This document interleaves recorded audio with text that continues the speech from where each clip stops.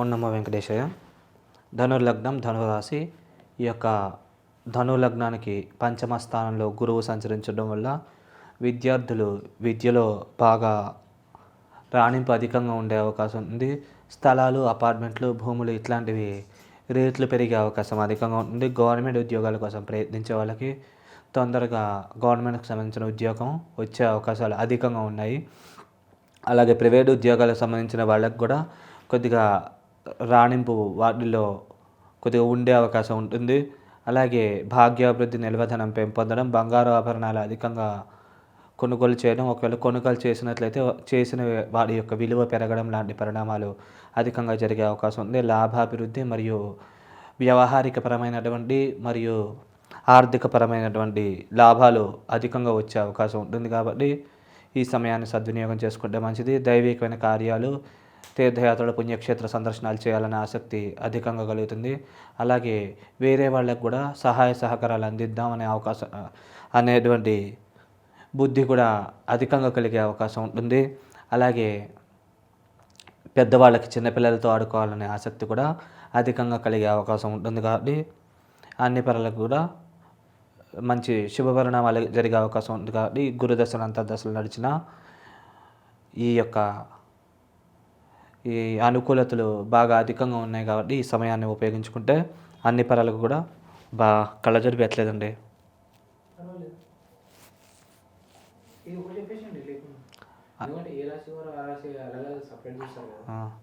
అన్ని పనులకు కూడా లాభించి యోగించే అవకాశం ఉంటుంది.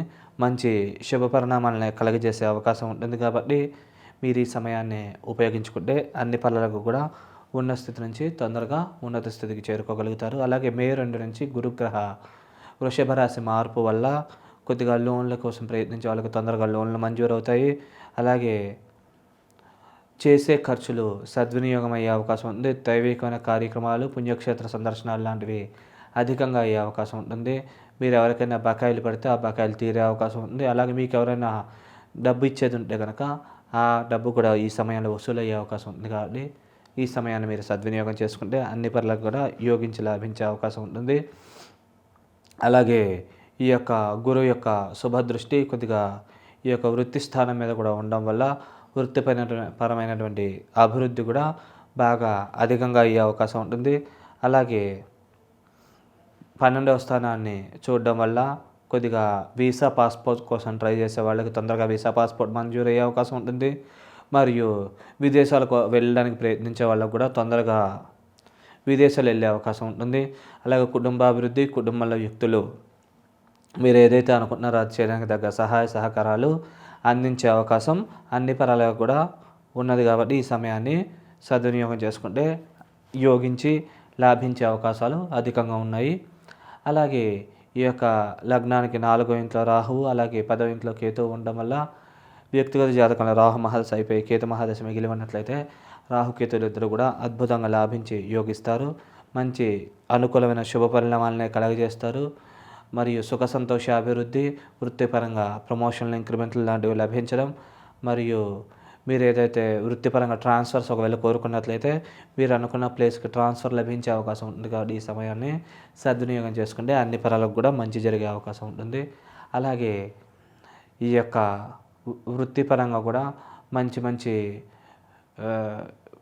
అనుకూలత బాగా అధికంగా ఉండే అవకాశం ఉంది. వ్యాపారస్తులు కూడా వ్యాపారాల్లో బాగా రాణించగలుగుతారు. మంచి లాభాలు కూడా గడించగలుగుతారు. సుఖ సంతోష అభివృద్ధి కూడా బాగా జరుగుతుంది. తల్లికి ఆరోగ్యం కూడా అనారోగ్య సమస్యలు ఉంటే కనుక అవి కూడా మెరుగుపడే అవకాశం ఉంటుంది.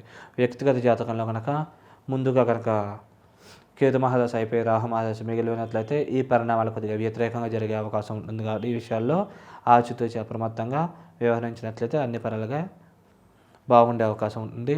అలాగే 3వ స్థానంలో శని సంచరించడం వల్ల సోదర సోదరి వర్గీయులతో స్వల్పమైన విభేదాలు, చేతి దాకా వచ్చి కొన్ని అవకాశాలు మిస్ అవ్వడం లాంటి పరిణామాలు జరిగే అవకాశం ఉంది.